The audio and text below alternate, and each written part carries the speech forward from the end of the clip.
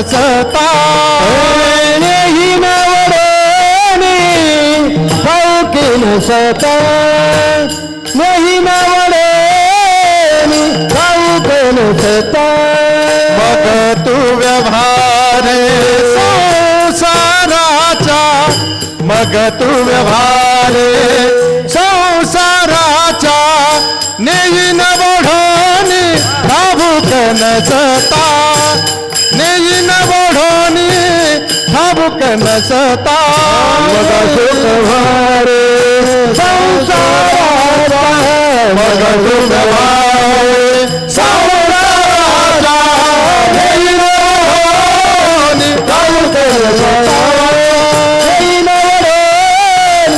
ठाऊक नसता आयुष्य मोजाया पैसला मापारे मग तू व्यवहारे संसाराचा मग तू व्यवहारे संसाराचा पैसला मापारे मग तू व्यवहारे संसाराचा मग तू व्यवहारे संसाराचा प्रमाण दिलं भागवत महाराजांनी. काळा पुढे कोणाचा वशिला चालत नाही महाराज. मी तुम्हाला उदाहरण सांगत होतो, जुन्नर तालुक्यातलं टँकरच्या रूपाने काळ आला आणि 5 लोकाला घेऊन गेला. आणि आयुष्य थोडं आहे. लोक बाकीचे महाराज मंडळी म्हणत असतील आयुष्य भरपूर आहे, मी मताच्या विरोधातला कीर्तनकार, पटणं बंद करा. मी या मताच्या विरोधातला कीर्तनकार आहे महाराज. आयुष्य खूप नाही आहे. माऊली ज्ञानोबाची भाषा आहे, एखाद्या पाण्यावर जसा बुडबुडा दिसावा की ते सेकंद थांबतेची गॅरंटी नाही, तसं माणसाचं आयुष्य आहे. लोक म्हणतात 100 वर्षाचं आहे. पुढून सांगू तुम्हाला, बसलेल्यापैकी मी तुम्हाला 100 वर्षाचं आयुष्य धरलं, मला पटापट उत्तर द्या. आता 100 वर्षापैकी 50 वर्ष झोपेत जातात, राहिले किती वर्ष? 50. बोलत चला. 50 वर्षापैकी 10 वर्ष बालपणात जातात, राहिले किती वर्ष? 40. 40 वर्षापैकी 20 वर्ष शिक्षणात जातात, राहिले किती वर्ष? 20. 20 वर्षापैकी 5 वर्ष पोरगी पाहण्यात जातात, राहिले किती वर्ष? सांगू का शेवटच्या वर्षापर्यंत सांगू? माय मनचं काही नाही महाराज. अल्प आयुष्य मानव देह शत गणिले त्या रात्र मध्ये बालत्व पीडा रोग क्षयन काय भजनासी उरले ते पाय. अरे लोकाला आयुष्य भेटाना आणि आपल्याला भेटलं तर जगता येईल. किती भारी जगलं पाहिजे माणसाने, किती भारी जगलं पाहिजे. सकाळी जर असं उठलो ना, असं घराच्या बाहेर निघालो आपण, असं गल्लीतून निघालो तर आपला चेहरा एवढा फ्रेश पाहिजे, एवढा फ्रेश पाहिजे. आपलं तोंड पाहिल्यावर 4 लोकांना वाटलं पाहिजे याला राम राम घाला, याला आपण चहा बघ, याने आपल्या संग गप्पा माराव, एवढा चेहरा फ्रेश पाहिजे. नाही तर काय काय तोंड पाहिल्यावर 3 दिवस भाकरी खाऊ वाटत नाही मा. असं वाटतं साऱ्या गावाचं तालुक्याचं संकटाचं तोंड राहिलं का काय कळत नाही. जगून घ्या मस्त राहा, आयुष्याची गॅरंटी नाही महाराज. कधी काय होईल सांगता येत नाही. प्रत्येक क्षणाचा आनंद घ्या. मी तुम्हाला जुन्नर तालुक्यातली घटना सांगत होतो. काळाचं काम किती अवघड आहे अजून एक उदाहरण सांगतो. नगर किती अंतरावरती येतं तुम्हाला इथे? अंदाजे 60-70 किलोमीटर येतो. DSP चौक माहिती आहे तुम्हाला? संभाजीनगरला रस्ता येतो. एकदा मी कीर्तन करून आलो अशोक महाराज, त्या DSP चौकात आलो, सिग्नल पडला आणि माझी गाडी थांबली. 4 व्हीलर थांबलेल्या, 2 व्हीलर थांबलेल्या, आमच्या सगळ्यांचं लक्ष सिग्नलकडे. काही सेकंदात सिग्नल ओपन होणार आणि आमच्या गाड्या निघणार.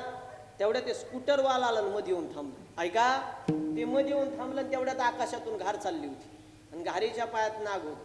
कस काय देव जाणे, नाग सटकला तिच्या पायातून, तो पडला स्कूटरवाले छांग. खरं सांगा, त्या बिचारीची काय चुकी? ती कुठं उभा आहे सिग्नलवर, नाग कुठून आला? आवा नाही, नाग कुठून आला? जसा नाग खाली पडला महाराज, चौताळ्याला होता, घारीच्या ताणून त्याने क्षणात सुद्धा विलंब नाही केला, फणा काढला आणि दंश केला. आम्हाला 4 व्हीलर म्हणून खाली उतरायच्या तोंडाला फेसून ते माणूस सिग्नलवर गेला. फोटो सहित सकाळ नावाच्या पेपरला बातमी होती. नगर शेजारी विळद नावाचा गाव आहे, त्यातला तो मनुष्य होता. मला काय म्हणायचं, तो घरी असता मग साप चावला असता मग मी मान्य केलं असतं. तो शेतात गेला असता, त्याला साप चावलेलं कोणी पाहिलं नसतं, मग मी मान्य केलं असतं. ते कुडूब आहे सिग्नल, आणि साप कुडून आला? पाठीमाग बसलेली कीर्तन प्रवचन माग नाही बसायचं, कवा साप उडी आणि सांगता येत नाही बरं. पुन्हा म्हणू नका बा, उगले महाराजांनी आमच्या गावात येऊन आम्हाला सांगितलं नाही, कवा साप उडी आणि तोंडाला फेसून मारावं लागेल सांगता येत नाही. मी पहिलं उदाहरण जुन्नर तालुक्यातलं दिलं, टँकरच्या रूपाने काळ आला. दुसरं उदाहरण नगर तालुक्यातलं दिलं, सापाच्या रूपाने काळ आला. ही उगले महाराजाची भाषा नाहीये बाप्पा, ही तुकोबाची भाषा आहे. काळ आला जवळी ग्रासावया नको नको म्हणा गुंतू मायाचा. मग तुकोबा उगले महाराज या काळाच्या तावडीतून, या यमाच्या तावडीतून, या मरणाच्या दारातून वाचवणारं जगात कोणी नाही का? दोन व्यक्ती आहे. पहिल्या व्यक्तीचं नाव संत आहे आणि दुसऱ्या व्यक्तीचं नाव देव. संत वाचवतात 100%. काल मी ज्या ठिकाणी कीर्तन केलं, पाटोदा तालुक्यामध्ये गहिनीनाथ गड आहे महाराज. सद्गुरू संत वामनभाऊ महाराजांचा गड. गहिनीनाथ महाराजांनी संजीवन समाधी घेतली, निवृत्ती दाताची गुरु. त्याच गहिनीनाथ महाराजांची यादव बाबाची समाधी तिथे आहे आणि सद्गुरू संत वामनभाऊ महाराजांची समाधी तिथं आहे. समाधीचं दर्शन करत असताना मी त्या ठिकाणचं साल वाचलं. किती श्रेष्ठ महाराज. पुणतांब्याला तपश्चर्या केली वामनभाऊ महाराजांनी, मग ती इकडं आले. त्याच वामनभाऊ महाराजांनी आपल्या तपश्चर्याच्या जीवावरती 8 दिवस रुबी हॉस्पिटलच्या बाहेर काळाला थांबवले. बरोबर भगवान बाबाच्या पुण्यतिथीनंतर 8व्या दिवशी सद्गुरू संत वामनभाऊ महाराजांची पुण्यतिथी येते. जगा काळ खाय आम्ही माथा दिला पाय. मी ज्या तालुक्यामध्ये वास्तव्य करतो तो पारनेर तालुका आहे. माझं प्रॉपर गाव नेवासा तालुक्यामध्ये जीव राहिबत्ते, पण शिक्षकी पेशामुळे 7 वर्षापासून मी राहायला पारनेरला आहे. त्याच पारनेर तालुक्यामध्ये किन्ही नावाच्या गावात कधी आलात तर सद्गुरू संत ओंकार महाराजांची संजीवन समाधी आहे. त्यांनी 24 तास काळाला थांबवलं महाराज.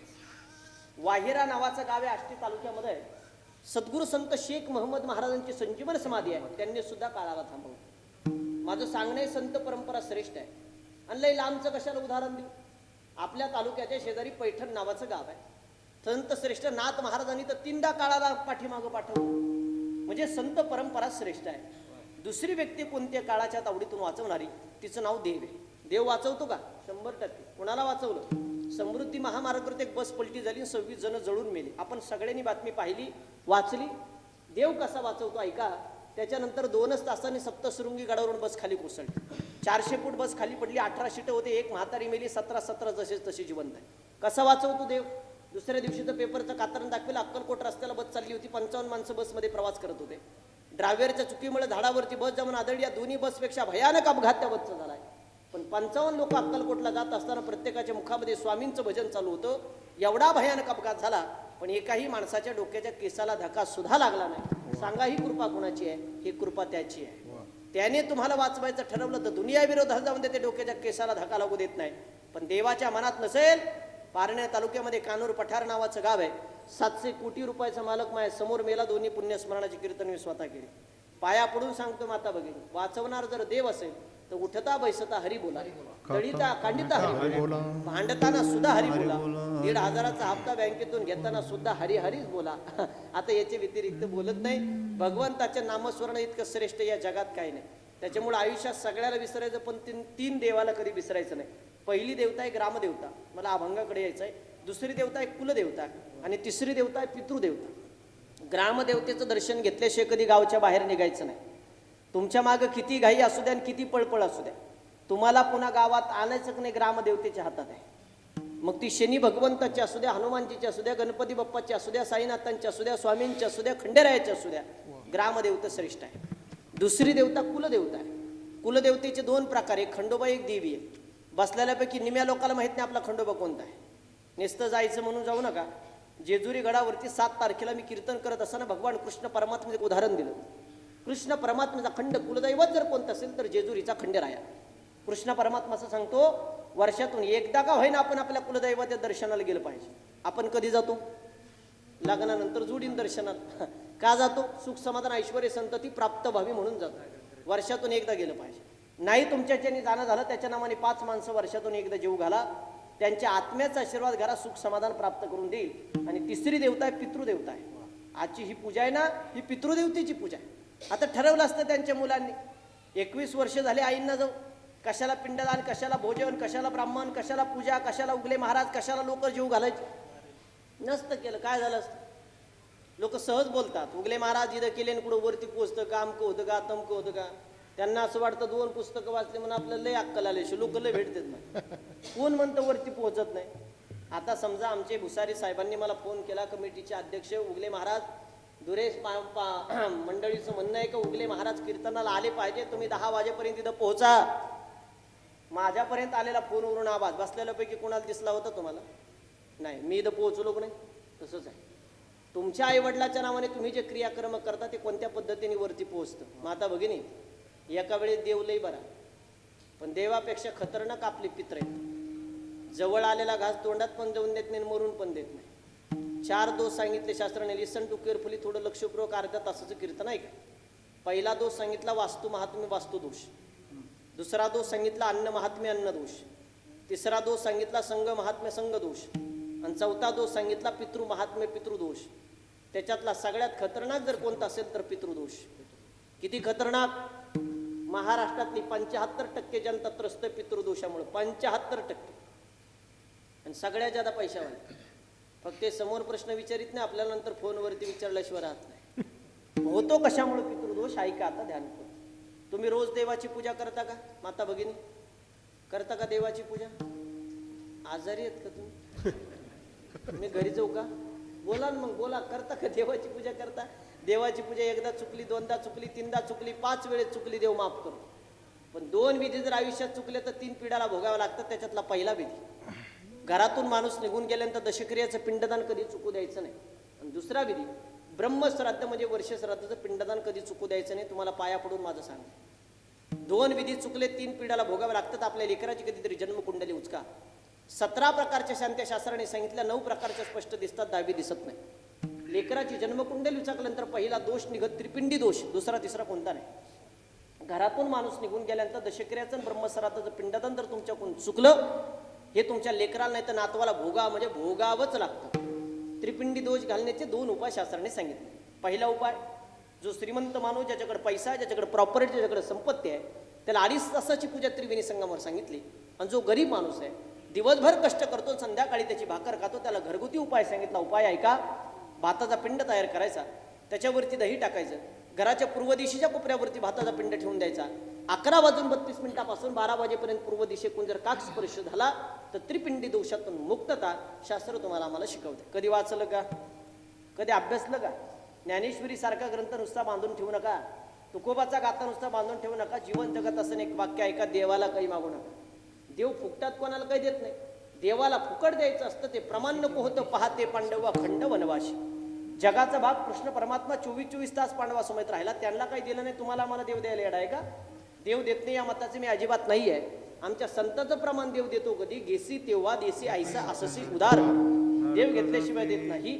जगद्गुरु तुकोबराला साधकाने प्रश्न केला, तुम्ही सांगता देवाला मागू नका, यश कीर्ती संतती संपत्ती आम्हाला प्राप्त करायची, आम्ही मागायचं कुणाला? तुकोबाने अभंग सांगितला, तुला यश कीर्ती संतती संपत्ती जर प्राप्त करायची असेल तर भागवत महाराजांनी मगाशी प्रमाण दिलं, तुका म्हणे पितृ आशीर्वाद देती आणि कल्याण इच्छिती तया पुढा. पित्रांचा आशीर्वाद सर्वश्रेष्ठ आहे. काय पुरावा? तुमच्या घरातलं उदाहरण देतो. चला, वडील जर अचानक निघून गेले, म्हातारा जर अचानक निघून गेलं, राहायला घर नसेल, फिरायला गाडी नसेल, 6 महिन्यामध्ये बंगला झाला, दारासमोर 4 व्हीलर गाडी आली, तर जुने लोक म्हणायचे म्हाताऱ्याने माग वळून पाहिलं. होय म्हाताऱ्याने माग वळून पाहिलं. पण म्हणत होते का येडे नव्हते. 60 वर्षाच्या आयुष्यात माणसाला जे करता येत नाही ते 6 महिन्याच्या आज सूक्ष्मजीव करतो. त्याला पित्रांचा आशीर्वाद म्हणतात. आणि पित्र म्हणजे कोण? आपले आई वडील. पित्र म्हणजे कोण? आपले आजी आजोबा. मला गोड प्रश्नाचं उत्तर द्या बरं. तुम्ही सगळे जण पंढरपूरला जाऊन आला. कुणी आषाढीला गेलात, कुणी जाणार आहे. कुणाचे दर्शन करता गेले तुम्ही पंढरपूरला? पांडुरंगाचे, विठ्ठलाचे. जगाचा बाप पांडुरंग परमात्मा कुणासाठी आला बरं पंढरपुरात? पुंडलिकासाठी. काय केलं पुंडलिकाने? माय बापाची सेवा. करेक्ट आणि समर्पक उत्तर येतपर्यंत तुम्ही दिलात.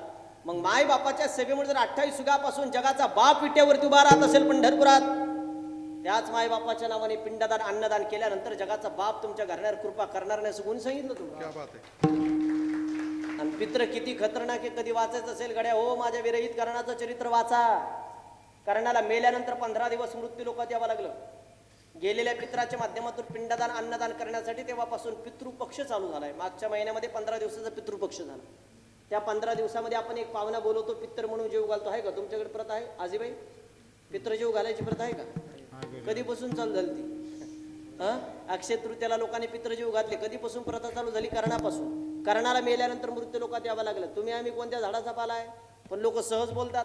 कशाचे पित्रण, कशाचे काय केल्याने कुठं वरती पोचतं का? मेला त्याची माती झाली. कशाचा स्वर्ग, कशाचा नरक. महाराज लोकांचा ब्राह्मण लोकांचा धंदा झाला आणि पैसे कमवायचं. कार उघडे करून ऐकाकडे हो. तुमचा एखादा प्रश्न असेल कीर्तनानंतर माझी भेट घ्या. माझं व्हिजिटिंग कार्ड नंबर मी तुम्हाला देईल, किंवा यूट्यूब इंस्टाग्रामला अक्षय महाराज उगले नाव टाका, कुठेही नंबर भेटेल. तुम्हाला कोणताही प्रश्न असेल बिंदास मला फोन करा, तुम्हाला उत्तर द्यायला मी समर्थ आहे.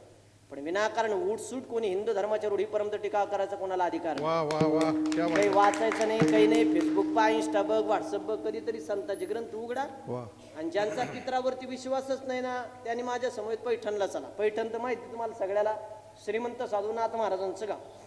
श्रीमंत साधूनाथ महाराजांनी मृत्यूलोकावरचे माणसं पित्र म्हणून जेवायला बोलवले. ते आले नाही तर स्वर्गीचे पित्र खाली जेवायला आले. पैठणचा इतिहास. ते श्रीमंत साधूनाथ महाराजांना कलियुगात विसरून जमणार एक महाराज आपल्याला. त्यांचे एवढे श्रीमंत आपण नाही आहे. पण कधी कळतं तुम्हाला पिंडदानाचं महत्व, कधी कळतं पूजेचं महत्व, कधी कळतं पितरांच्या आशीर्वादाचं महत्व. साहेब आपल्या परिसरात अजून बरं आहे. मुंबई, कोकण, मावळ, भिवंडी या पट्ट्यात जर मी कीर्तन प्रवचनाला गेलो, अवघड परिस्थिती लोकांची, कधी कळतं या लोकांना पिंडदानाचं महत्व. आपले पोरं पुरी 30-30, 35-35 वर्षाचे होतात, पोरांचे लग्न जमत नाही, पोरींना नोकऱ्या लागत नाही. त्यावेळेस आपण ब्राह्मणासमोर आणि महाराज लोकांसमोर जन्मकुंडली घेऊन फिरतो. त्याच्या अगोदर तुम्हाला कळू नये बरं काय निघतं ती जन्मकुंडली. काल सर्पयोगाची शांती निघल, पितृदोष निघल, नवग्रह शांती, मंगळा शांती, नारायण नागबली, 9 प्रकारच्या शांत्या सोडल्या, 10वी येत नाही. आली तर कार्यक्रम करायचे सोडून दिले उद्यापासून. कधी कळतं तुम्हाला? 30-30, 35-35 वर्षाचे लेकरं होईपर्यंत जर आपल्याला कळत नसेल तर कसं विचारवंत म्हणा. अरे भारत महासत्तेकडे चाललाय. 2025 जन्माला येऊन सगळ्यांनी 10व्या महिन्यामध्ये पदार्पण केलं. कोण अडाणी बसलेल्यापैकी सगळ्याला लिहिता येते, सगळ्याला वाचता येते. मी म्हणत नाही तुम्ही 10, 10:30ला एवढे लोक जमा करा. मी म्हणत नाही तुम्ही उगले महाराज एवढ्या लांबून कीर्तनाला बोलवा. तुम्हाला घरच्या घरी 20 रुपयात पिंडदान करते तर फक्त पिंडदान चुकू नका, एवढं माझं सोजवळ मत आहे. वाह का उगले महाराज?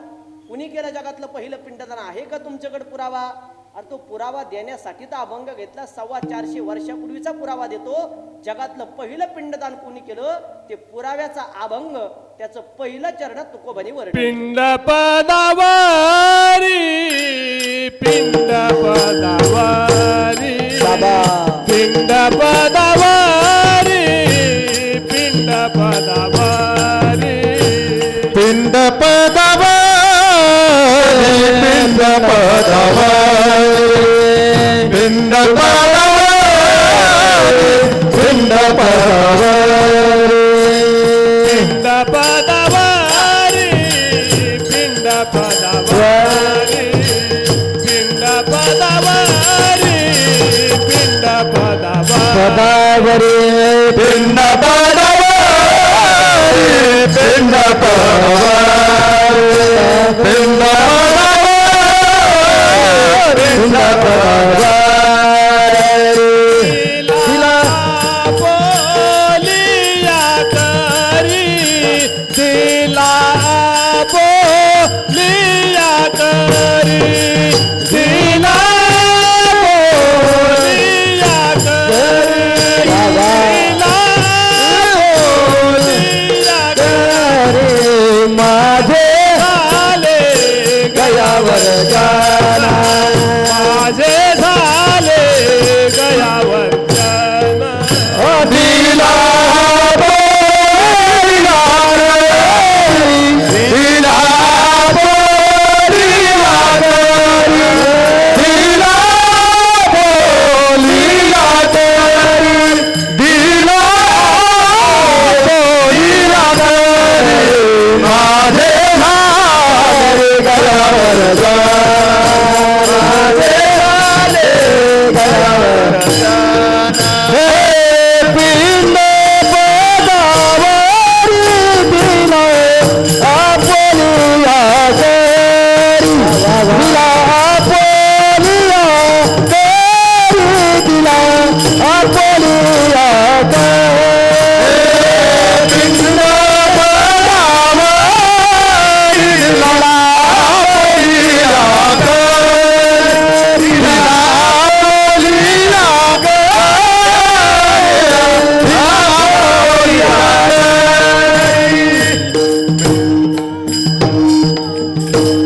स्वतःला समजतात ना, जे म्हणतात ना इथं केले ना आता पुढे वरती पोहोचन का 21 वर्षी, त्यांनी कान उघडे करून ऐका. गेलेला आत्मा आशीर्वाद देतो कसा आणि 10व्याच्या ठिकाणी दूर केलेला स्वर्गात पोहोचतो कसा तुम्हाला प्रूफ करून देतो. चला, बसलेल्यापैकी सैनिक क्षेत्रात कोणी काम केलं का? सैनिक क्षेत्रात कोणी काम केलं का? मेजर म्हणून कोणी आहे का? वरती बोट करा माझ्यासाठी. समजा तुमच्यापैकी, तुमच्या मित्र परिवारापैकी त्यांच्यावरती विश्वास असेल, उगले महाराजावरती नसेल तर यूट्यूब सगळ्याकडे आहे. माझं कीर्तन संपलं 15 मिनिटांनी का यूट्यूबला जाऊन मी सांगतो तेवढं सर्च करा. गेलेला आत्मा आशीर्वाद देतो कसा. 1962 साली चीनचं युद्ध झालं. भुसारी साहेब अध्यक्ष साहेब, चीनचं युद्ध प्रारंभ झालं आणि जसवंत सिंग नावाचा सैनिक, नाव टिपून ठेवा, जसवंत सिंग, एकट्या गाड्याने चीनची अख्खी टोळी आडून ठेवली होती. एका टायमाला जसवंत सिंग 6 गनमधून फायरिंग करत होता. पण दुर्दैव घडलं, आपले लोक फितूर झाले. 1962 साली जसवंत सिंग साहेबाला चायना बॉर्डरवर फाशी देऊन मारलं. पण 1962 साली फाशी देऊन मारलेल्या जसवंत सिंग साहेबाची कहाणी ऐका. वानेकर बसलेल्या पैकी मेजर साहेबाला विचारलं, उद्या कुणीही चायना बॉर्डरवर जा. 1962 साली आपल्यातून फाशी देऊन मारलेला जसवंत सिंग आजही घोड्यावरून फिरताना सीमेचं रक्षण करताना आपल्या सैनिकांना दिसतो. महाराज साहेब याच्यात नवल नाही आहे. 1962 साली आपल्यातून निघून गेलेल्या जसवंत सिंग साहेबाची पेन्शन सरकारने आज तारखेपर्यंत चालू ठेवली. याच्या पुढे बोलू थोडं. लोकांचं नोकरीमध्ये जिवंतपणे प्रमोशन होत नाही. जसवंत सिंग साहेबाचं 1962 साली आपल्यातून निघून गेल्यानंतर केंद्र सरकारने प्रमोशन केलंय. याच्या पुढे ऐका, दर 4 महिन्याला रेल्वेचं तिकीट बुकिंग असतं जसवंत सिंग साहेबाचं. कधी गेलेत आपल्यातून? 1962 साली. 2025ला दर 4 महिन्याला रेल्वेचं तिकीट बुकिंग असतं, त्यांच्या सीटवर कोणी बसत नाही. दर 2 महिन्याला सैनिकांचा प्रोग्राम झाला का सेपरेट खुर्ची टाकली जाते त्यांच्यासाठी, त्यांच्या खुर्चीवर कोणी बसत नाही. याच्या पुढे ऐका, ज्या ठिकाणी जसवंत सिंग साहेब राहत होते, सकाळी उठल्यानंतर त्यांच्या रूमला इस्त्री केलेला शर्ट अटकवला जातो, त्यांचा दिवाण साफ केला जातो, त्यांचे बूट पॉलिश केले जातात. कधी गेलेत आपल्यातून? 1962 साली. 2025ला दररोज सकाळी इस्त्री केलेला शर्ट रूमला अटकवला जातो, दिवाण साफ केला जातो, बूट पॉलिश केले जातात. संध्याकाळी जर तुम्ही त्यांच्या रूमला पाहायला गेलात, पॉलिश केलेल्या बूटवरती आपोआप धूळ साचलेले दिसेल, इस्त्री केलेलं शर्ट चुरगळलेलं दिसेल, दिवाण तुम्हाला अस्ताव्यस्त झालेलं दिसेल. याच्यातही नवल नाही. पारनेर तालुक्यामध्ये सुप्याच्या पुढे शिरूरच्या पाठीमागं नारायणगाव नावाचं गाव आहे. त्या गावामध्ये मी 10व्याचं प्रवचन करत असताना समोर बसलेल्या सैनिकांनी मला उत्तर दिलं, फौजी माणसाने, उगले महाराज मी याला स्वतः साक्षीदार आहे. स्वतः मी त्या बाँड्रीवरती ड्युटी केली. संध्याकाळी बाँड्रीवरती ड्युटी करत असताना अचानक जर आपल्या एखाद्या सैनिकाला जर झोप लागली तर थप्पड मारून ठेवण्याचं काम आजही जसवंत सिंग त्या ठिकाणी करतो. महाराज मग सांगा मला, सरकारला या गोष्टी मान्य कराव्या लागत असेल तर अर्ध्या अळकुंडाने पिवळ्या झालेल्या 2 पुस्तक वाचून अक्कल आलेल्या लोकांनी काय हिंदू धर्मावर टीका करावी? लोक सहज बोलतात. आता 21व्या पुण्यस्मरण केलं, इथं केल्याने कुठं वरती पोहोचणार आहे का? बबड्या, माझं कीर्तन संपलं, माझ्याकडे ये, मी तुला 2 पिक्चर सांगतो तेवढे बघ. हरभजन बाबाचं एक पिक्चर बघ आणि गोपी बाबाचं एक पिक्चर बघ. देशाचे पंतप्रधान PM मोदी साहेब जरी तिथं आले ना, जसवंत सिंग साहेबाला सॅल्यूट केल्याशिवाय कधी पुढे जात नाही. एकच हेलिकॉप्टर बिना सॅल्यूटचं मंदिरावरून गेलो होतं, पुन्हा वापस आलं नाही. 20 नोव्हेंबर 1996 तारीख लिहून ठेवा. पलांडे नावाचे साहेब तिथं आले. बाकीचे कर्मचारी म्हणे, साहेब इथं खाली उतरा, जसवंत सिंग साहेबाला सॅल्यूट करायची पद्धत आहे, तसं कोणी जात नाही साहेब इथून, 1 मिनिटात आपण मस्तक टिकून पुढे जाऊ. पलांडे फुगिरीत बोललं, नाही सॅल्यूट केल्याने काय फरक पडतो म्हणे, जुन्या रूढी परंपरा बंद करून टाका. मग मीटिंग म्हणे चला. जसवंत सिंग साहेबाला सॅल्यूट न करता पलांडे हेलिकॉप्टरमध्ये बसला. काही सेकंदात हेलिकॉप्टर क्रॅक झालं. जसवंत सिंग साहेबाच्या शेजारी पलांडेचा पुतळा उभा केला. जा कधी चायना बॉर्डरवर पाहिला. जसवंत सिंग साहेबाच्या थोडं पुढे गेलं का बुलेट बाबा नावाचं प्रकरण आहे. तिथे गेलं, गाड्या अशा साईडला लावा लागते, ते बुलेटचं दर्शन घ्यावं लागतं आणि मग गाड्या पुढे जातात. बिगर बुलेटच्या दर्शनाची गाडी पुढे जाऊ शकत नाही, आपोआप पाठीमागं ओढल्या जाते. सांगा मला तुम्ही सगळी मंडळी, 1962 साली आपल्यातून निघून गेलेल्या जसवंत सिंग साहेबाच्या आत्म्याची सरकार जर आजपर्यंत एवढी काळजी करत असेल तर कैलासवासी द्रौपदी आई आपल्यातून गेल्यानंतर त्या आई करता त्यांच्या मुलांनी 21 वर्षानंतर त्या आत्म्याकरता खर्च केलाय. मग त्या आईचा आत्म्या घराण्याला आशीर्वाद देऊ शकत नाही का? पण उचलली जीभ का लावली टाळ्याला, आत्मा मरत नसतो. आत्मा फक्त शरीर सोडतो, दुसऱ्या शरीरामध्ये प्रवेश करतो. मधल्या काळामध्ये आत्म्याच्या निमित्ताने वस्त्रदान, गोदान, अन्नदान झालं का तो आत्मा त्या घराण्याला आशीर्वाद देतो. याला तुका म्हणे, पितृ आशीर्वाद देती म्हणतात आणि कल्याणा इच्छिती तया कुळा. या पित्रांचा आशीर्वादाकरता तुम्ही सर्वजण या ठिकाणी उपस्थित आहात. आणि या कोणत्याच गोष्टी जर तुमच्याच्याने करणं शक्य नसेल, तुमच्या घरात कोणतीच शांती घालायची नसेल, कोणताच दोष लागू नये असं वाटत असेल तर आयुष्यात एक करा, जिवंत मायबापाची सेवा करा. पुढं जाण्याची गरज नाही, काही करण्याची गरज नाही. मग तुम्ही म्हणाल, उगले महाराज हे 1.5 तास हे कशाला सांगितलं आम्हाला? तुम्हाला पूजेचं महत्त्व का सांगितलं? आपण प्रत्येक घराण्यामध्ये पिंडदानाचा विधी करतो.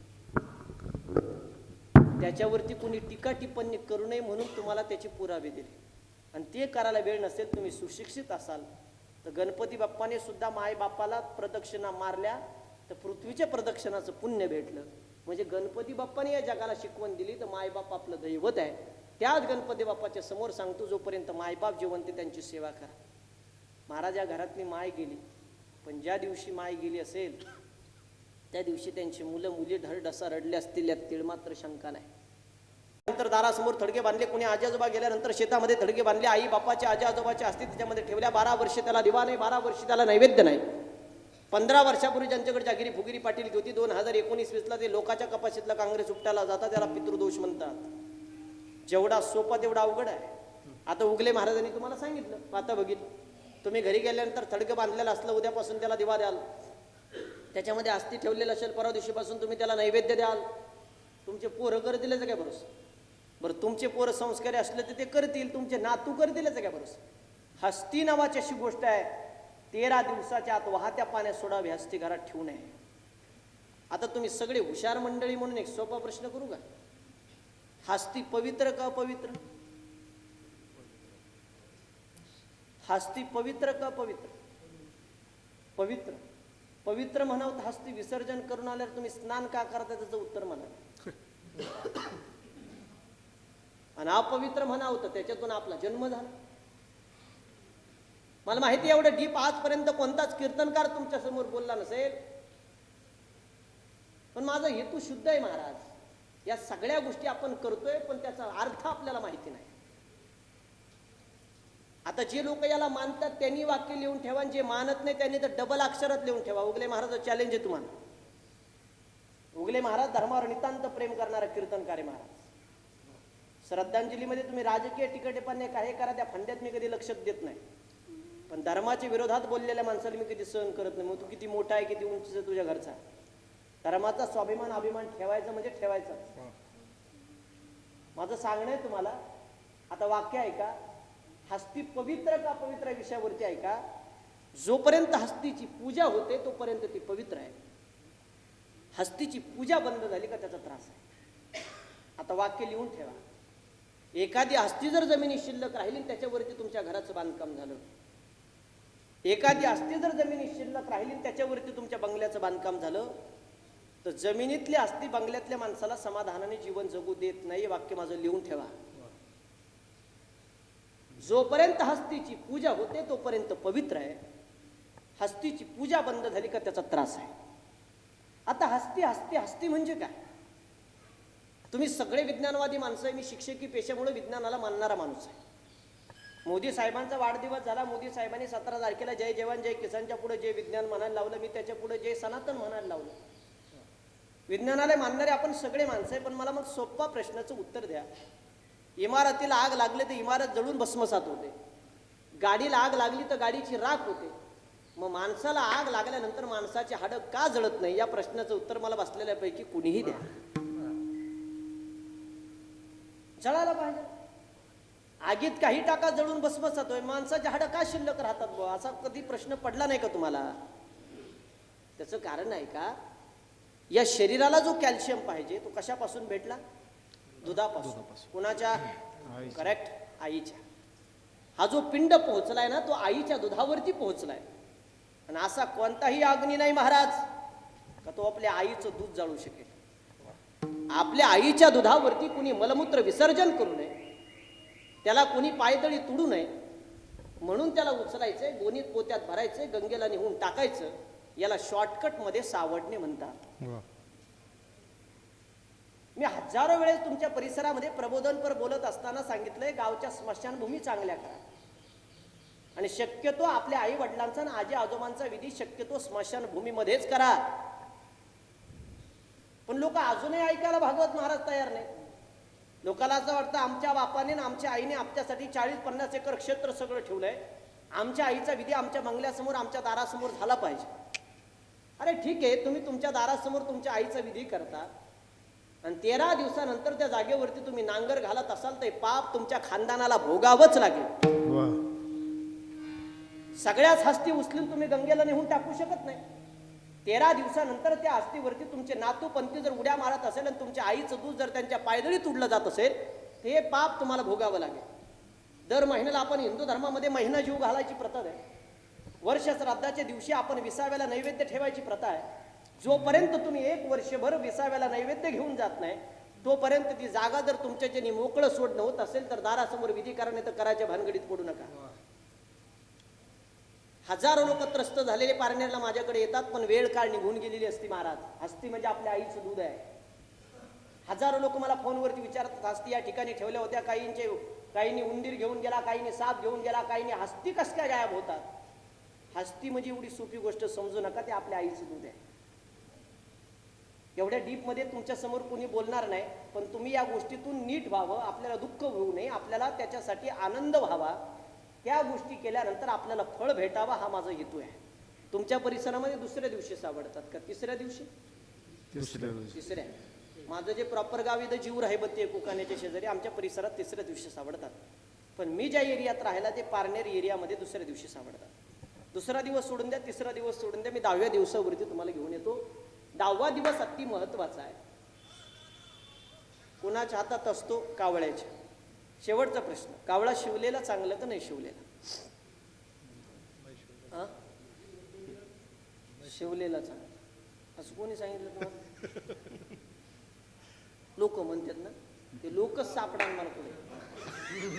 मी मॅपला पाहिले सगळे, ते लोक कोणत्या ग्रंथात आलं ना? 2 ग्रंथात आलं, मला नाव अपेक्षित आहे.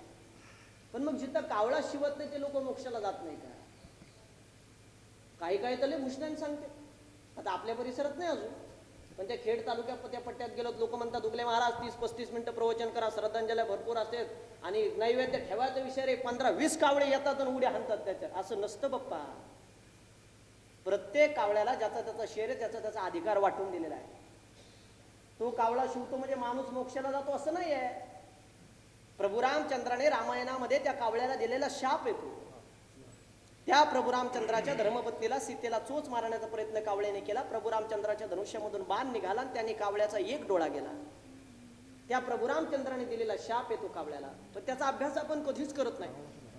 जे लोक याला अंधश्रद्धा मानतात त्याला 4 दिवसापूर्वीचा मी व्हिडिओ दाखवतो. अक्कलकोट परिसरामध्ये आता कोल्हापूरचे एक डॉक्टर आहे, डॉक्टर नितीन म्हणून आहे, अमेरिकेला होता. त्यांचे वडील एक्सपायर झाले आणि आई साहेबांनी फोन केला, अरे बाप गेला म्हणे, तुला यावं लागेल. डॉक्टर नितीनने सांगितलं, आई मला सुट्टी भेटू शकत नाही, मी तुला काय पैसे असतील ते पाठवून देतो, विधी करून घे.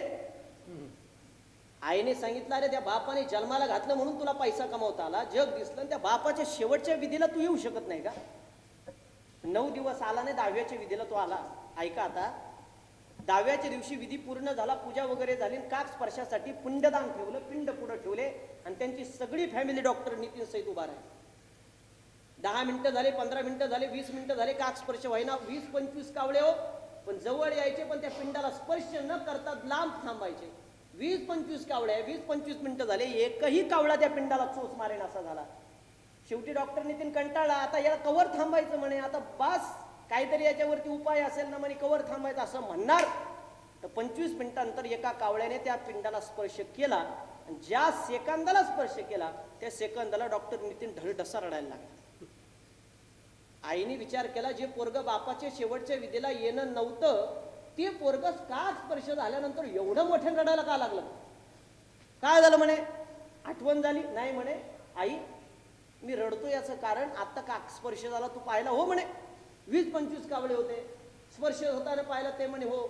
अरे पण आई, डॉक्टर नितीन सांगतोय, ज्या कावळ्याने त्या पिंडाला स्पर्श केला त्या कावळ्याकडे पाहिलं का तू? त्या कावळ्याला एक पाय नव्हता म्हणे. आणि माझ्याही बापाला 35 वर्षापासून एक पाय नव्हता. तुम्ही अंधश्रद्धा समजा नाही तर योगायोग समजा, फक्त माझ्या एका प्रश्नाचं उत्तर तुम्ही आव्हानेकरांना द्या. 25-30 कावळ्यापैकी त्याच कावळ्याने चोच का मारली? व दुसऱ्या कावळ्याला पिंड दिसला नाही का? 25 मिनिटात दुसऱ्या कावळ्याने स्पर्श करायला पाहिजे होता ना. 25 मिनिटांनंतर एक पाय नसलेल्याच कावळ्याने स्पर्श का केला? या प्रश्नाचं उत्तर मला अजूनही उलगडलेलं नाही. त्याच्यामुळे जे लोक याला अंधश्रद्धा मानतात ना, त्यांनी माझ्याकडे या. माऊली ज्ञानोबारांनी पक्षांचा राजा मोर असताना कावळ्यावर अभंग का लिहावा? पहिलं तो के काऊ कोकत आहे शकुन सांगे माय, उड उड रे काऊ तुझे न सोन्यानं बडविलं पाऊ. काक स्पर्श झालेला चांगला, पण त्याच्या दिशा सांगितल्या. योगायोगाने कावळा जर पूर्वेकडून आला त्याने पिंडाला स्पर्श केला त्या क्षणाला समजायचं माणूस वैकुंठाला गेला. कावळा पश्चिमेकडून आला त्याने पिंडाला स्पर्श केला तर स्वर्गाला गेला. कावळा उत्तरेकडून आला त्याने पिंडाला स्पर्श केला त्या क्षणाला समजायचं माणूस कैलासाला गेला. तोच कावळा दक्षिणेकडून चालत चालत आला, 7 पावलं चालली, 1 पाऊल वरती उचलून त्याने चोच मारली त्या क्षणाला समजायचं माणूस नरकाला गेला. कधी ऐकलं? आणि जिथं कावळा शिवत नाही तिथं संत महंत वेद वाङ्मय दंडवत घालतो. याच्यासाठी ज्ञानोबाने अभंग कावळ्यावर लिहिला. पण याचा अभ्यास आपण कधीच करत नाही. खूप डीप मध्ये बोलण्यासारखा आहे. पण मी का बोललो? मला आई साहेब गेल्यापासून 10व्यापर्यंत 21व्या पुण्यस्मरणापर्यंत तुम्हाला सगळं सांगायचं होतं, पण तेवढा मला वेळ नाही. पण लोक किती अक्कलकोट आहे. पुजारी साहेब, मी त्या पिंपरी चिंचवडले कीर्तन केलं. महेश दादा लांडगे साहेबाकडे माझं संत पूजन होतं. ॲडव्होकेट माणूस माझ्या भेटीला आला होता. महाराजांना भेटायचं म्हणे. आता आमदाराच्या घरी थोडी प्रोसेस, नाव वगैरे टिपून वरती सोडलं. माझ्या शेजारी खुर्ची टाकून बसलं. मला म्हणे उगले महाराज 63 वर्ष वय म्हणे माझं. म्हणलं बरं, तुमचं किती आहे? म्हणलं रनिंग 26-27 चालू आहे. मला म्हणे 63 वर्ष वयात आजपर्यंत मी कधी कोणाचा फॅन झालो नाही गड्या. पण गड्या 2 तास तुमचं कीर्तन ऐकलं, आपण तुमच्या विचारांचा फॅन आहे. माफी मागून एक प्रश्न विचारू शकतो का? आता त्यांनी प्रश्न कसा विचारला मग तुम्हाला त्याची हुशारी कळली. म्हटलं फॅन म्हटल्यानंतर काय हरकत आहे विचारायला. मला म्हणे अनेक कीर्तनकारचे कीर्तन मी ऐकले. कीर्तनकार सांगतात घरातून माणूस निघून गेला की एक 10 दिवस त्याचा आत्मा घरामध्ये राहतो. 10व्या दिवशी कावळा शिवला का त्याचा आत्मा पुढील प्रवासाकडे निघतो. दर महिना जीव घातला का त्याचा आत्मा घरी जेवायला येतो. वर्ष श्राद्धाची पूजा झाली का त्याचा आत्मा पुढील स्वर्गाकडे प्रवास करतो. मग तो जर आत्मा आपल्याला दिसतच नाही तर त्यावर आपण विश्वास ठेवायचा कशावर? तुमचं वैयक्तिक मत काय म्हणे उगले महाराज. पहा प्रश्न कसा गोलमाल केला. याला हुशार म्हणतात. आता हाच प्रश्न घेऊन तुम्ही सगळे माझ्या पुढे बसलेले आहेत. कैलासवासी द्रौपदी आजी जाऊन 21 वर्ष झाली. 21 वर्षामध्ये द्रौपदी आई त्यांच्या पोरांना दिसले नाही, मुलाला नाही, भावकीचा आणि गावकीचा विषय तलेला आमचा राहिला. मग या म्हातारी जर 21 वर्षामध्ये कोणालाच दिसले नाही, त्या म्हातारी करता त्यांच्या मुलांनी आता चंदूभाऊनी मला फोन केला, उगले महाराज 21वे श्राद्ध करायचं. 21 वर्षात जर म्हातारी कोणालाच दिसलं नाही, ते म्हातारी करता एवढा खर्च केलाय, खरंच त्या म्हातारीचा आत्मा आज 12-12:30 घराण्याला आशीर्वाद देईल का? हाच प्रश्न घेऊन तुम्ही सगळे माझ्या पुढे बसलेले आहेत. मला माहिती नाही कोणत्या कीर्तनकारांनी तुम्हाला याच्यावर सोल्युशन सांगितलं असेल, पण ओरिजिनल सोल्युशन सांगतो. आणि जे लोक याला पुरावा दिला तुम्हाला, आताचा पुरावा नाहीये महाराज. 425 वर्षापूर्वी तुकोबांनी पिंडदान करावं, या जगाला अभंग सांगावा. एका पिढीचं नाही केलं, 8व्या पिढीपासून केलंय. विश्वंभर बाबापासून तुकोबांनी पिंडदान केलं, अभंग सांगितला. पिंडपदावरी दिला आपोलिये करी, फायदा काय माझे झाले गया वर्जन, फिटले पितरांचे ऋण. 425 वर्षापूर्वी तुकोबांनी पिंडदान केलं. उगले महाराज नाही केला आम्ही आईचा दावा, नाही आम्ही पिंडदान केलं, नाही आम्ही श्राद्ध कर्म केलं, नाही आम्ही पितृजीव घातले. काय परिणाम? माझी भाषा सांगू का तुकोबाची? वंशधुराचारी पुत्र झाला, वंशधुराचारी पुत्र झाला, वंशधुराचारी पुत्र झाला, वंशधुरा पुत्र झाला. आहा कटकटा करती पितर, वंशधुराचारी पुत्र झाला, वंशधुराचारी पुत्र झाला. कटकटा वंशधुराचारी पुत्र झाला, वंशधुराचारी पुत्र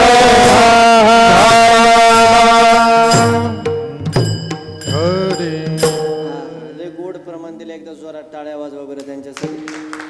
समर्पक प्रमाण दिलं. तुकोबाची भाषा आहे. तुमच्याकडून जर हे घडलं नाही, उगले महाराज नाही केला, मी आईचा दावा नाही, मी पिंडदान केलं नाही, मी श्राद्ध कर्म केलं नाही, मी पितृजीव घातले, परिणाम तुकोबाची भाषा आहे. आहा कटा त्याचे करीती पितर. माता भगिनी पुन्हा एकदा प्रमाण आहे का? आहा कटा त्याचे करीती पितर, वंशी दुराचारी पुत्र झाला. तुकोब म्हणतात तुमच्याकडून जर हे घडलं नाही तर कालांतराने त्या घराण्यामध्ये असं पोरग जन्माला येतं. लोक म्हणतात आज्याने किती कमवलं रे, अरे बापाने किती इज्जत कमवली, पोराने खानदान संपून टाकलं. समजून घ्यायचं पितृको. पितृदोषाने चांगले चांगले घराने उलटे पालटे झाल्या. हजारो उदाहरण आहेत महाराज माझ्याकडे. तुमच्या शेवगाव तालुक्यातले 38-40 उदाहरणं पैशावाल्याची मी तुम्हाला नावानिशी देऊ शकतो, पण माझ्या विचारांना ती पटत नाही.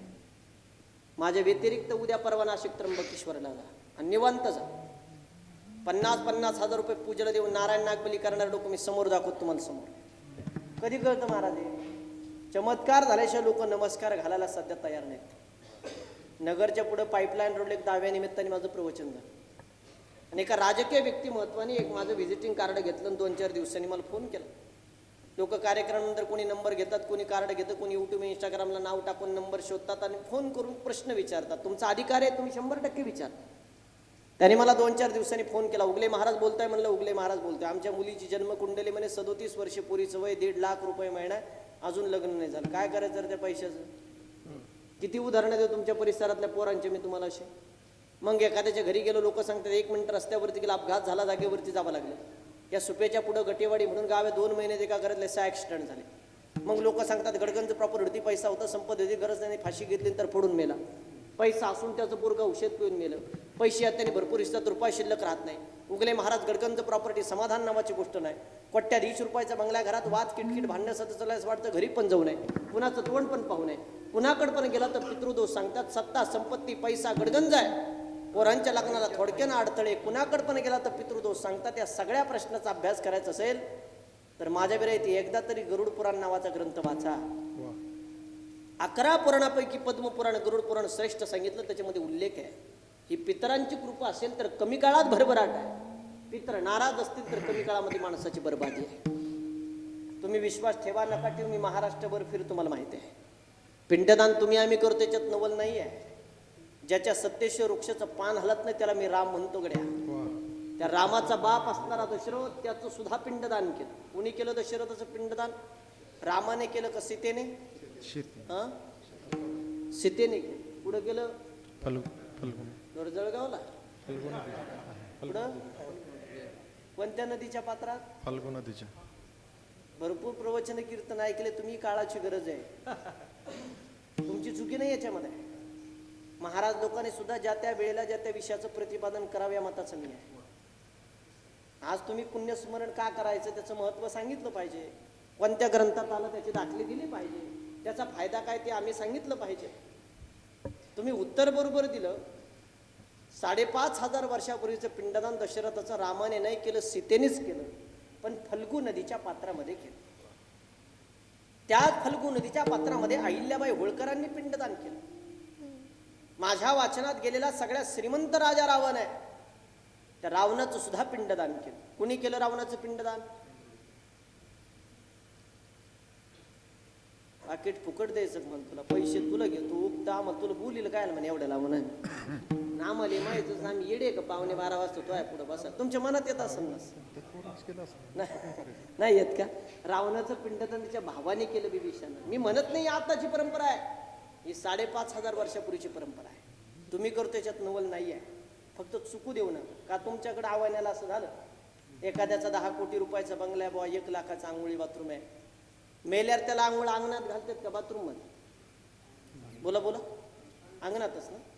मी त्या मताचं 1 लाखाचं आंघोळी बाथरूम म्हणलं शावर खाली घातली पाहिजे, संतूर साबण लावली पाहिजे, लक्स लावली पाहिजे, परफ्यूम मारला पाहिजे, नंबर 1 लावली पाहिजे.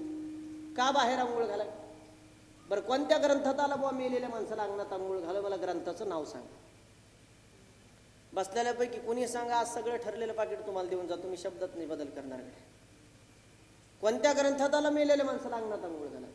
मागून आलं पुढं चाललं. त्यांनी केलं आम्ही करायचं. पिछे से आया आगे ढकलली. पाथर्डी तालुका तुम्हाला शेजारी आहे, दगडवाडी नावाचे एक गाव आहे. बद्रीनाथ महाराज तनपुरेंनी माझं कीर्तन घेतलं. मोठे साधू कीर्तनाचं रंगात आलं. समोर बसलेल्या म्हातारीला मी प्रश्न केला. मी आजीबाई, मेलेल्या माणसाला का अंगणात आंघोळ घालावी, का मुरीत घालू नये? म्हातारीने मला सांगितलं, उगले महाराज त्याला जर मुरीत आंघोळ घातली आणि ते जर मुरीतच बसून राहिलं 3 दिवस हसत होतो महाराज मी उत्तरात. अडाणी लोकांचं अवघड काम आहे. बाहेर आंघोळ का घालावी त्याचं शास्त्रशुद्ध कारण आहे. बाहेर आंघोळ घालत असताना त्याला उपप्रावरण गुंढाळलं जातं. उपप्रावरण संस्कृत शब्द आहे, मराठीमध्ये त्याला उपर्ण नावाचा शब्द आहे. उपर्ण गुंढाळत असताना त्याच्या उजव्या बाजूमध्ये सप्तधान्य गुंढाळलं जातं. 4 जण त्याला खांद्यावर घेतात. काही ठिकाणी वेशीच्या बाहेर विसावा देतात आणि काही ठिकाणी स्मशानभूमीच्या बाहेर विसावा देतात. इकडं कसं आहे, कुठं टेकवतात त्याला? खाली वेशीच्या बाहेर का स्मशानभूमीच्या बाहेर? वेशीच्या बाहेर. का टेकवायचं बरं त्याला खाली? का विसावा द्यायचा? ते तर मेलेलंच असतं, त्याला काय कळतं टेकवलं नाही टेकवलं? मागून आलं पुढं चाललं. त्यांनी केलं आम्ही करायचं. शिरूर तालुक्याचे आमदार बाबूराव पाचरणे एक्सपायर झाले आणि त्यांचे चिरंजीवांनी माझं कीर्तन घेतलं. मोठे साधू. बाबूराव पाचरणे म्हणजे साधूच माणूस महाराज. आणि मंत्रीपदही भोगलं. अध्यात्मावरती प्रेम करणारं महाराज. लाखोनी जनसमुदाय. एका राजकीय पुढाऱ्याला मी प्रश्न केला. मी म्हटलं, मेलेल्या माणसाला वेशीच्या बाहेर का विसावा द्यायचा, का खाली टेकवायचं? त्या गाड्याने मला उत्तर दिलं, उगले महाराज खांदेकरांना ओझ होऊ नये म्हणून 5 मिनिटं टेकवायचं म्हणे. हे कारण आहे का विसाव्याचं? अरे त्याला खाली टेकवल्यानंतर त्याच्या उजव्या बाजूमध्ये सप्तधान्य गुंढाळलेलं असतं, ते अर्ध धान्य वेशीच्या बाहेर टाकून द्यायचं. का टाकायचं? ज्या गावाचं आपण आयुष्यभर खाल्लं त्या गावाचं काहीतरी देणं लागतं. त्या जीवाचं पहिलं श्राद्ध तिथं होतं, अन्नधान्य श्राद्ध विसाव्याचं पहिलं कारण. काही ठिकाणी धान्य टाकतात, काही ठिकाणी बाजरीच्या भाकरीचा तुकडा टाकतात, काही ठिकाणी तांदूळ टाकतात, काही ठिकाणी भात टाकतात. तुमच्याकडे काय टाकतात? बाजरीची भाकर. हे विसाव्याचं कारण लक्षात ठेवा. 4 जणांनी खांद्यावर घेतल्यानंतर स्मशानभूमीमध्ये घेऊन गेल्यानंतर त्याच्या मुलाच्या हाताने अग्नी दिल्या जातो. अग्नी दिल्यानंतर किती चक्रा मारल्या जातात घागर घेऊन? 3 चक्रा मारत असताना घागरीला 3 छिद्र पाडले जातात. ते 3 छिद्राचं नाव काय?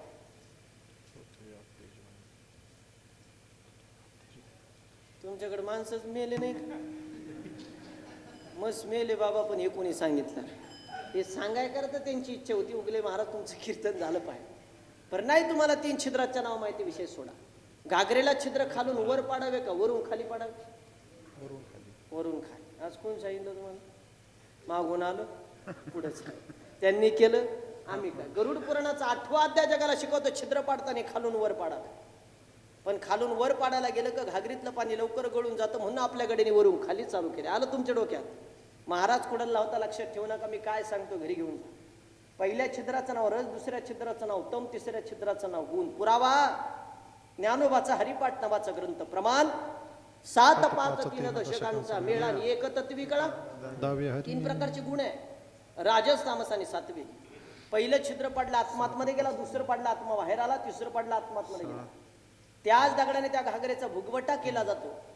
त्या दगडाचं एक विशिष्ट प्रकारचं नाव आहे. त्या दगडाला काय म्हणतात? बरोबर आहे, तुमच्या परिसरात आश्मा म्हणतात, पारनेर परिसरामध्ये जीवखडा म्हणतात, संगमनेर परिसरामध्ये विसाव्याचा दगड म्हणतात, पैठणच्या पुढं कधी त्याला आत्मा म्हणतात. प्रत्येक भागाचा विधी वेगळा आहे, शास्त्र वेगळं आहे, परंपरा वेगळी, शब्द प्रणाली वेगळी आहे. हा 3 चक्रा मारल्यानंतर जुने लोक सांगतात घागर पाठीमागं टाकून दे. त्याचा भुगवटा केला जातो का घागर तशीच ठेवली जाते? भुगवटा का करायचं? भुगवटा नाही माहिती तुम्हाला? बोंब मारल्या जाते, घरी निघाल्यानंतर जुना माणूस त्याच्या हाताला पकडतो आणि जुना माणूस सांगतो आता पाठीमागं पाहू नको. का नाही पाहायचं पाठीमागं? मेलेली माणसं दिसतात, मग ते आपल्या मागे येते.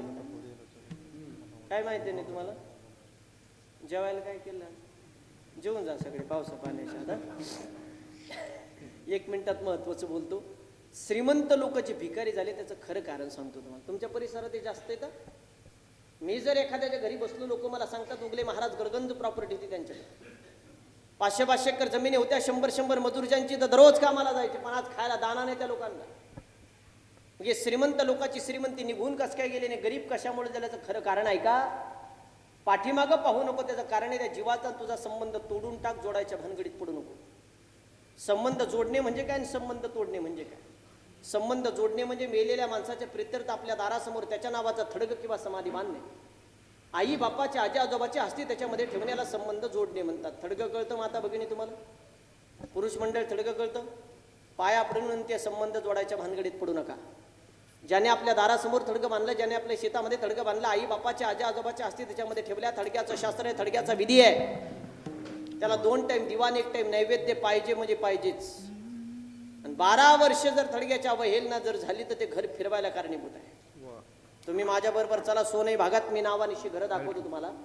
15 वर्षापूर्वी ज्यांच्याकडे जागिरी होती, फुगिरी होती, पाटील होती, रुबाब होता, थाट होता, 500-500 एकर जमिनी होत्या, 100-100 मजूर ज्यांची, तर दररोज कामाला जायचे.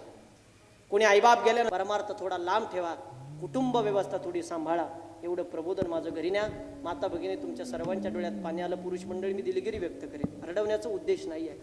10,000 लोक रडतात माझ्या कीर्तन प्रवचनात. फक्त माझं सांगणं आहे, बसलेल्यापैकी कुणी कुणाबरोबर भांडणं केली असेल, वाद घातले असेल, एकमेकासंग बोलत नसाल, उगले महाराज संदेश जात त्याची माफी मागा. काय नाही, 4 भिंतीच्या आत पाया पडल्याने काय फरक पडत नाही महाराज. अरे राग द्वेष अहंकारासाठी नरदेय खा. कधी शेवटचा श्वास घ्यायचा तुमच्या सगट माझ्या सगट कुणाला माहिती नाही. समाधानाने जीवन जगा, भगवंताने दिलंय आयुष्य. आयुष्य आरामात मस्त राहा, गोड राहा, चांगले विचार ठेवा, चांगलं कर्म करा, समाधानाने जीवन जगा. देवाचं नामस्मरण घ्या. प्रवचन असेल, दहाव्याचं कीर्तन असेल, श्राद्धाचं सप्ताह असेल, काला असेल, ज्या ज्या तरुण पोरांनी माझा प्रसंग ऐकला, मी म्हाताऱ्या लोकांसाठी जास्त कीर्तन प्रवचन करत नाही. 5,500 पोरांचा ग्रुप बनवला महाराज मी पारनेरमध्ये. व्यसनापासून पोरांनी लांब राहायच्यासाठी माझा तो ग्रुप आहे. ज्या ज्या तरुण पोरांनी माझा हा मायबापाचा प्रसंग ऐकला ना, 80-85 पोरांची यादी महाराज माझ्याकडे. मायबापातून वाहिली राहणारे पोरं सुद्धा मायबापात राहायला गेले. याच्यापेक्षा काय सार्थ केला का? तुमच्यापैकी आज 2च जणांच्या विचारात बदल झाला. आजचं कीर्तन सक्सेस आहे. पोरांनो, कधी बाजारात गेला 10,000ची साडी बायकोला घ्या, 1,000 रुपयाचं लुगडं आईला आणा, 5,000चे कपडे पोरांना घ्या, 500 रुपयाची कुपरी बापाला आणा. पण तू का म्हणे माये बापे अवघे देवाचे स्वरूप आहे. एवढं प्रबोधन करीने 10व्यापर्यंत विद्याला, 11व्या दिवशी बलिदान, 12व्या दिवशी बुदान, 13व्या दिवशी अन्नदान, 14व्या दिवशी वस्त्रदान, 1 वर्षाने श्राद्ध, 2ऱ्या वर्षी जीवश्राद्ध, 3ऱ्या वर्षी मोक्षश्राद्ध. घरातून माणूस निघून गेल्यानंतर त्याच्या पोराचं लग्न 1 वर्षाच्या आत का करावं? नाही केलं तर 3 वर्षांनी का करावं? आणि घरात मेलेल्या माणसाचे फोटो लावावे का? जरी लावले तर कोणत्या दिशेने तोंड करून लावावे? सगळ्या प्रश्नाचे उत्तर ब्रेकबाद झालेल्या सेवेला पूर्णत्वाकडे नेत असताना कैलासवासी द्रुपदाबाईच्या चिरंजीवाला चंद्रकांत भाऊंची माझा परिचय झाला. त्यांनाही त्यांच्या बंधूला माझं सांगणं आहे. माझा एक नियम आहे, ज्या घरात मी 10व्याचं प्रवचन करेल, पुण्यस्मरणाचं कीर्तन करेल, जो माणूस आपल्यातून निघून गेला त्या माणसाच्या नावाने एक झाड लावायचं आणि त्याचा फोटो मला पाठवायचा. आतापर्यंत मी 3,500-4 हजार लोकांकडून वृक्षारोपण करून घेतलंय. कारण कोरोनाच्या काळामध्ये ऑक्सिजन अभावी किती लोक मेले सांगायची गरज नाही. प्रत्येकाने एक झाड लावा, त्याला लेकरासारखं जपा. मी प्रबोधनाचं काम करतो. कशासाठी झाड लावायचंय? झाड दारासमोर लावलं, झाड मोठं झालं, त्याच्या सावली ज्या दिवशी द्रौपदा आईचे मुलं बसतील, आईनी सावली धरायचा परिणाम त्यांच्यावरती होईल आणि निसर्गाचंही संवर्धन होईल. दोन्ही हेतू माझे शुद्ध आहे. दुसरं, गावागावात ज्येष्ठ श्रेष्ठ मंडळी एकत्र या. माझं सांगणं आहे तुम्हाला, माता भगिनी, घरातले भांडे विका पण लेकरांना शिकवा. भगवान बाबा म्हणायचे जमिनी विका पोरांना शिका. गावागावात ज्येष्ठ श्रेष्ठ मंडळी एकत्र या. वाड्या वस्त्यावरती एखादं मंदिर कमी बांधा. गावातल्या शाळा डिजिटल करा. पैसा खर्च करायचा, शिक्षणासाठी खर्च करा. आपल्या ग्रामदैवताचे कळस सोन्याची बसवा, याच्याशी दुमत नाही. पण काही गावात गेल्या स्मशानाचे घाट 1.5 कोटी रुपयाचे जिल्हा परिषदेच्या खोल्या पडलेले हे दुर्दैव आहे. मी थोडं शिक्षणाला महत्त्व देणारा कीर्तनकार. आणि कधी आलेच योगायोगाने आमच्या निवासा तालुक्यात जे माझं गाव आहे जीवराहिवती शनी शिंगणापूर देवगडच्या जवळ. वास्तव्य जरी माझं पारनेरमध्ये असेल, कुणी त्या परिसरात आलात, मी आपल्या परिसरात कोणत्याही कार्यक्रमाला येऊ, जिथं भेटेल तिथं 2 शब्द प्रेमाने बोला. उगले महाराज, अक्षय महाराज तुमचं प्रवचन कीर्तन दिदा ऐकलं भाऊ, तेच 2 शब्द बरोबर यात. मी किती पैसे कमवले, मी किती बँक बॅलन्स कमवला, मेल्यावर कुणी बांधून नेत नाही. ती प्रथा अजून चालू झालेली नाही आणि ती प्रथा चालू पण होणार नाही. त्याच्यामुळे 2 शब्द प्रेमाने बोल, एवढी अपेक्षा व्यक्त करतो. या परिसराने भागवत महाराज माझ्यावर खूप प्रेम केलं. 6 महिन्यामध्ये मी 53,000 किलोमीटरचा प्रवास केला. डोक्याच्या केसाला धक्का नाही. अरे 30 दिवसात 92 कार्यक्रम झाले. रोजचे 3 टप्प्यात आल्यावर 4 होते. 26-27 रनिंग वय आता चालू आहे. अजून भरपूर प्रेम आशीर्वाद मला तुमचे सर्वांचे घ्यायचे. असाच आशीर्वाद माझ्या पाठीशी तुम्ही ठेवाल अशी अपेक्षा या ठिकाणी व्यक्त करतो. आणि सर्वांच्या चरणी सेवा समर्पित करत असताना गणपती बाप्पा माझं श्रद्धास्थान आहे. माझं सांगणं आहे, मी मगाशी साहेबांना सांगितलं, गणपती बाप्पा माझं श्रद्धास्थान आहे. आजचं कीर्तन घेण्याची 3 कारणं आहे. पहिला मुद्दा, ह्यांनी मला फोन केला, तारीख ॲडजस्ट होत नव्हती. पण दुसऱ्यांदा आमचे भुसारी साहेबांनी फोन केला. त्यांचे चिरंजीव अक्षयदादा मी बरोबर होतो. आम्ही दोघं क्लासमेट आहे. ते शिक्षक म्हणून काम करत आहेत आणि मी शिक्षक म्हणून काम करत आहे. मैत्रीच्या नात्याने मला खरं येणं झालं. आणि तिसरा महत्त्वाचा मुद्दा, गणपती बाप्पाच्या दर्शनाचा खूप दिवसाचा माझा योग नव्हता आणि माझं ते श्रद्धास्थान आहे. आणि मी त्यांना शब्द दिलाय, तुम्ही जसं चतुर्थीला कीर्तन ठेवता, 1 दिवस उगले महाराजाला संधी द्या आणि ती फुकट कीर्तन मी करणार तुमच्या सगळ्यासमोर सांगतो. महाराज मला नारळही देऊ नका, काही नका. महाराज मोठं करणारा तो आहे. महाराज मला किती मोठं केले त्यांनी, कमी काळात केलं. तुम्ही सगळ्यांनी मला माझं बालपण पाहिलं, मोठेपण पण पाहिलं. माझ्या अपेक्षेपेक्षा आणि आकलीपेक्षा जास्त दिलंय त्यांनी आणि खरं दिलं. माझे बाबा सुद्धा माझे कौतुक करतात, भास्करगिरी बाबा महाराज. हे पैसा भानगडी या माझ्या प्रारब्धाच्या गोष्टी आहे, येत राहणार आहे. पण मी 3 कीर्तन करून 6 तास माझ्या मुखातून देवाचं नाव निघतं, ते अति महत्वाचं आहे. देवाचं नाव निघलं पाहिजे ना, हा माझा हेतू आहे. त्या निमित्ताने मी त्यांना आल्यानंतरच सांगितलं होतं, तुम्ही कीर्तन कधी सुरू करा.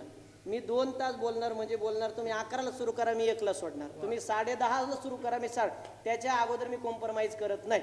हा, मी काय बाकीच्या सारखे 40-45 हजार घेत नाही आणि घेऊन तुमचं समाधान होत नाही. मला माहिती आहे तुम्हाला माझ्या समोर तुम्ही, मी कोणाविषयी बोलत नाही, पण तुम्हाला माहिती आहे तुम्ही कोणाविषयी बोललो, काय झालं, तुम्ही सगळे गोष्टी. माझं सांगणं आहे, पैसा देऊन सुद्धा माणसाचं समाधान झालं पाहिजे. माणसाच्या 10 प्रतिक्रिया जर चांगल्या आल्या ना कीर्तनानंतर, किती पैसा जाऊ द्या माणसाला काही वाटत नाही. पण माझं सांगणं आहे, जर एवढा पैसा खर्च करून जर प्रतिक्रिया जर कीर्तनाच्या चांगल्या आल्या नाही तर त्याचा उपयोग नाही. त्याच्यामुळे तुम्ही मला सर्वांनी बोलवलं. असंच प्रेम तुमचं माझ्यावरती राहो. ज्या दादांनी गोड सिस्टीम दिली, अनेक कीर्तनं त्यांनी माझे केली. एकदा जोरात त्यांच्यासाठी टाळे वाजले. त्यांची सिस्टीम अति उत्तम आहे महाराज. पण सभा मंडप म्हणला का किती मोठा बादशाह असला, सिस्टीम असला, त्याचं डोकं बंद होतं. त्याच्यामुळे मला माहिती आहे त्या माणसाला बोलणे खायचे नव्हते. म्हणून मी त्यांना म्हणलं, तुम्ही बाजूला सरका, मी बाकी सगळं पाहतो.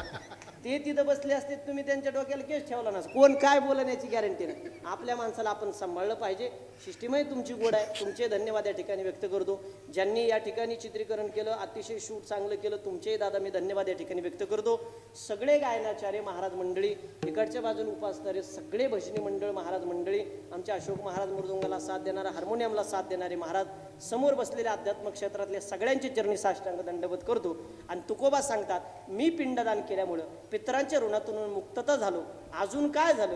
तुकोबा शेवटच्या चरणामध्ये त्याचं वर्णन करतात. 2 मिनिटामध्ये भैरव माझे तुका म्हणे माझे, तुका म्हणे माझे, तुका म्हणे माझे, तुका म्हणे माझे, तुका म्हणे माझे, तुका म्हणे माझे, तुका म्हणे माझे, तुका म्हणे माझे, तुका म्हणे माझे, तुका म्हणे माझे, तुका म्हणे माझे, तुका म्हणे माझे, तुका म्हणे माझे, तुका म्हणे माझे, भार उतारले ओझे, भार उतारले ओझे, भार उतारले ओझे, भार उतारले ओझे, भार उतारले ओझे, माझे धारी दयावर जाना, माझी धारी दयावर जाना, भार उतारले माझे, भार उतारले माझे, भार उतारले माझे, भार उतारले माझे धारी दयावर जाना, माझे धारी दयावर जाना, फुटले पिताराचे रोण, फुटले पिताराचे रोण, फुटले पिताराचे ऋण, फुटले पिताराचे ऋण, फुटले पिताराचे ऋण, माझी झाली दयावर जाना, माझी झाली दयावर जाना, फुटले पिताराचे ऋण, फुटले पिताराचे ऋण, फुटले पिताराचे ऋण, फुटले पिताराचे ऋण, माझे झाले दयावर जन, माझे झाले दयावर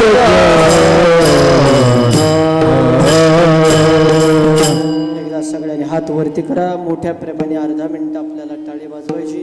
या घराण्याकडे आर्थिक किती श्रीमंती मला माहिती नाही, पण माणुसकीची श्रीमंती या घराण्याने खूप कमावली. पावसात सुद्धा एवढा मोठा सभामंडप पुरला नाही. ही माणुसकीची श्रीमंती कायम गणपती बाप्पाची चरणी प्रार्थना घराण्याकडे राहावं. एकदा अर्धा मिनिटं मला सगळ्यांनी टाळी वाजवून दाखवा.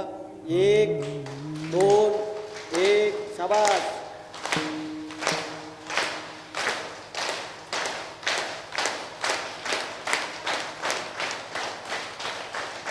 विठोबा रखुमाई, विठोबा